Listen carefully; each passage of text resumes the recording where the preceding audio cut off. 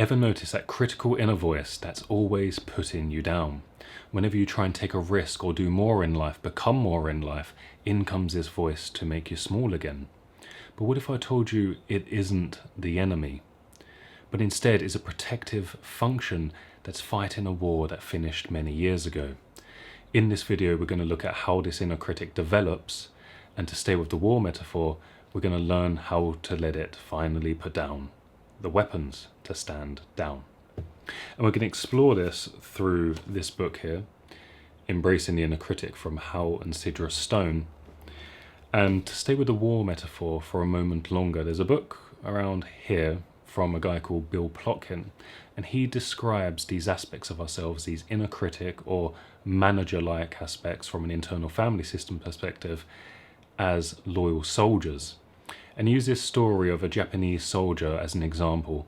There was a Japanese soldier after the war. 30 years after the war, he was found on one of the archipelago islands, still doing his duties, still patrolling, and still doing his soldier-like functions.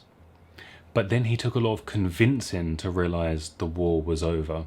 And in the same way, this is how the critic develops. It develops within a particular context, at a particular time, with a particular function that is adaptive.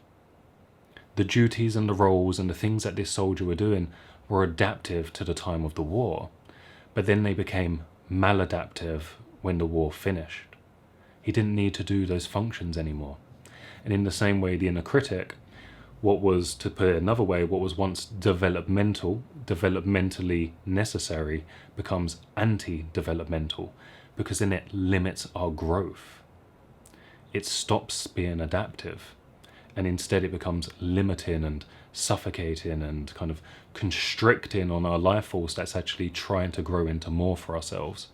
But in order to understand that kind of threshold of how it keeps us small, in order to understand this context, we have to go into, surprise, surprise, childhood to get the origin story, to get an understanding of how and why it formed. And there's a quote here within this book to give us a good context and a good landing for that.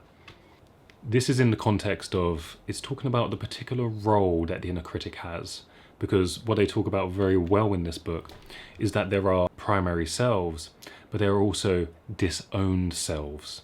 You can think of it as persona and shadow, conscious and unconscious.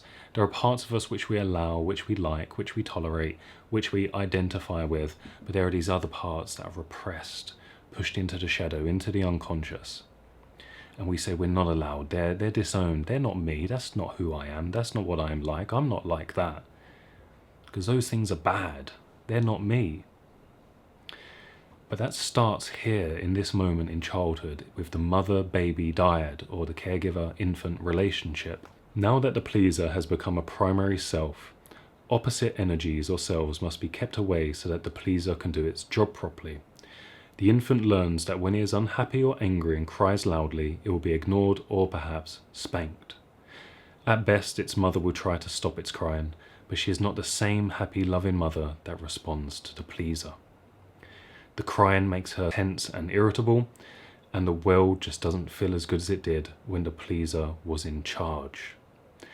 So the infant learns that crying is bad, and anger becomes what we call a disowned self. And so think about that for the little child that's completely hopelessly dependent on this parent. 1 minute there's smiles and there's warmth and there's love and there's connection and there's intimacy and there's belonging.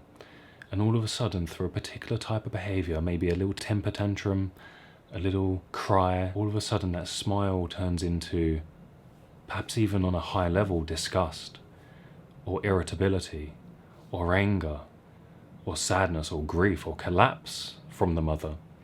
Either way, the world that was once loving and connecting now becomes rejecting and dismissive.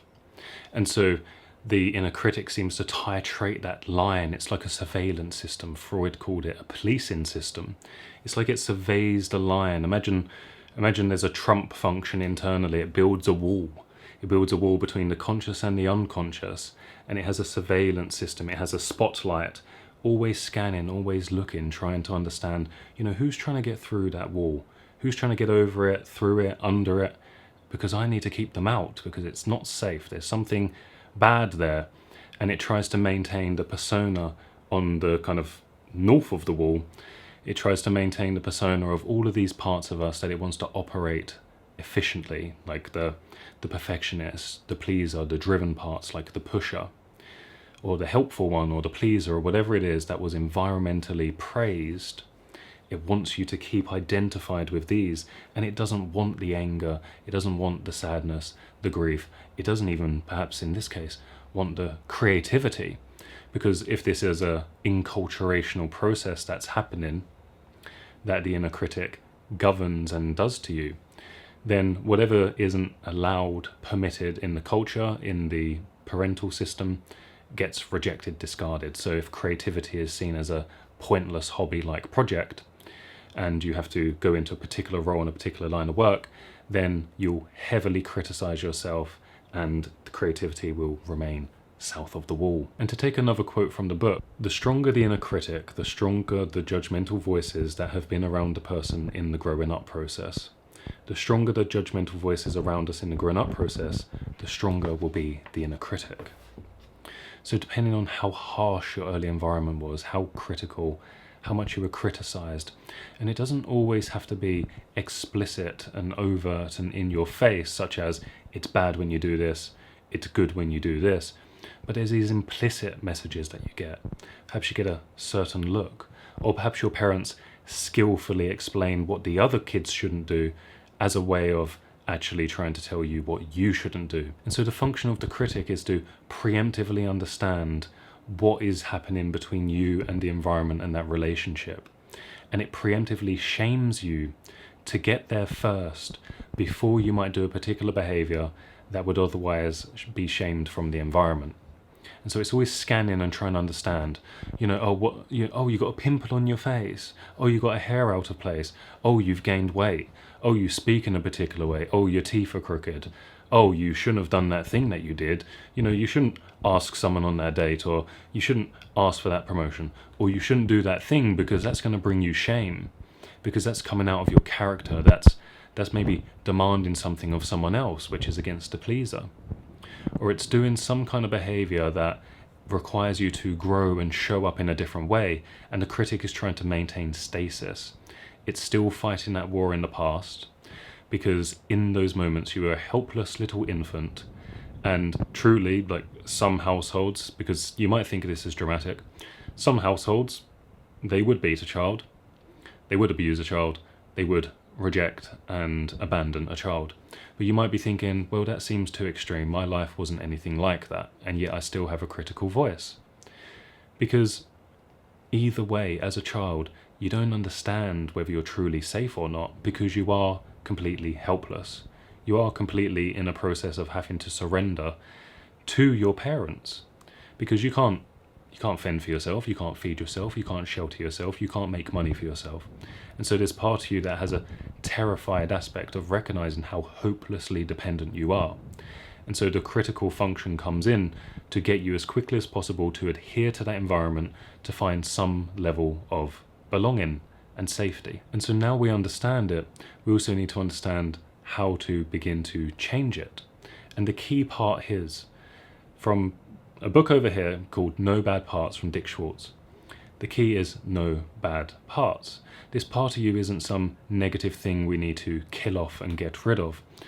But think about it. If we stay with the analogy of the loyal soldier, this is a guy that's committed 30 years after a war to stay to his duty, to stay to his role. I mean, you want to give that guy another job, right? You want to take him from the island and give him a different role. And so the critic doesn't have to stay as a critic role. It can have an important role within your internal system as perhaps, for example, the part of you that discerns. And I can attest to this because and I wouldn't recommend this, I was driving to uni at this point, and I'm driving down the road, and all of a sudden, in comes this critical voice. And I say to it immediately, I turn towards it, and I say, you don't need to do that anymore. And all of a sudden, I get flooded by this emotion, and in my mind, in my active imagination, in comes this witch, which was surprising. I thought it would have been a masculine figure, but no, it was this feminine witch that came in, But it was so obvious that this was actually a protective function that was trying to help me. And if we want to go about healing this, we first of all need to get an understanding of how it operates. Because in the same way of like a radio station in the background, you get used to it. It becomes familiar. You don't even know it's playing anymore, right? But there's always this voice that's saying something to you, always criticizing you, always making you small, always making you conform in some capacity. So you first have to understand its language. And you can do that by just checking in at random points of the day. How has my critic been behaving? Right, it said, I dress weird. It said, I'm fat. It said, I speak weird. It said, I'm this. It said, I'm that. It said, I shouldn't do this. I should do that. Blah, blah, blah, blah.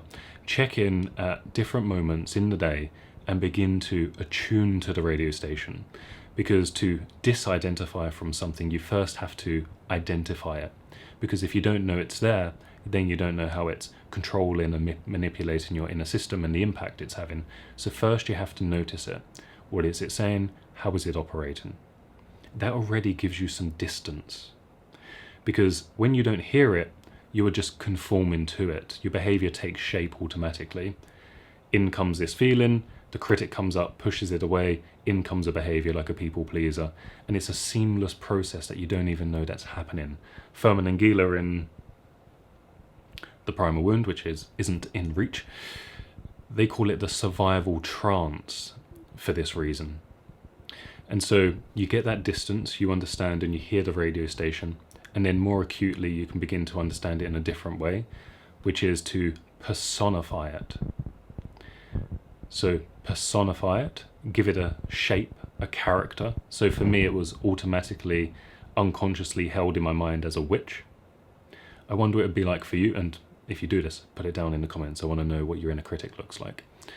Does it show up as a troll, a witch, a dragon, your father, your mother, a teacher? How does it show up in your psyche? Because then you get something to relate to. And I don't really have a good analogy. Maybe like a Pokemon or something. Here's this creature and pretend it's even uglier and scarier and not this cute thing. It's ugly and it's monstrous, but you capture it and you contain it. And when you contain it in a way, you can begin to relate to it, build a relationship to it, build an understanding to it. You can get it out when you want, you can put it back when you want, but you first have to personify it, which contains this otherwise wild energy that's spinning around and having an impact from you don't even know what angles, it's everywhere. So then you contain it, you have something to relate to. And you may notice, oh, it sounds like my mother, it sounds like my father, it sounds like my teacher, it sounds like a culmination of all of these things. But that gives you even further disidentification because you begin to understand, this isn't even my voice. This isn't my voice. This is something I've introjected, internalized from the environment. This is exactly how my mother talks, or my father, or this person. This is exactly how society talks about the individual.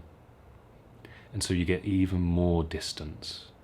And then you can begin to understand it, what roles it's trying to serve, how you could adapt that role, how you could change the speech. What would it be like to have a good mother and a good father inside of you? Instead of this negative, punitive, attacking one, what about one that encourages you, pushes you along in the world, tells you from a motherly perspective you're safe, but from a fatherly perspective, I want to challenge you a bit, I want you to grow, I want to push you out because you can do it, because you deserve that. Those healthy inner dialogue. And so you don't want to get rid of that. And so overall, we've got an understanding of how this inner critic evolved, how it came about through those early relationships becoming internalized, how then essentially it was adaptive at a certain level of your development, but then it became maladaptive. And so through doing these exercises, it turns what was once adaptive, that became maladaptive, back into something adaptive again, because you give it a new role and a new function. You don't discard it and get rid of it and reject it, because you can't out-shame this shaming function. All you end up in is a spiral of shame.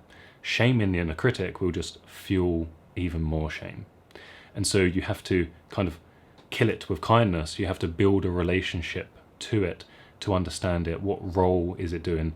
What is its function?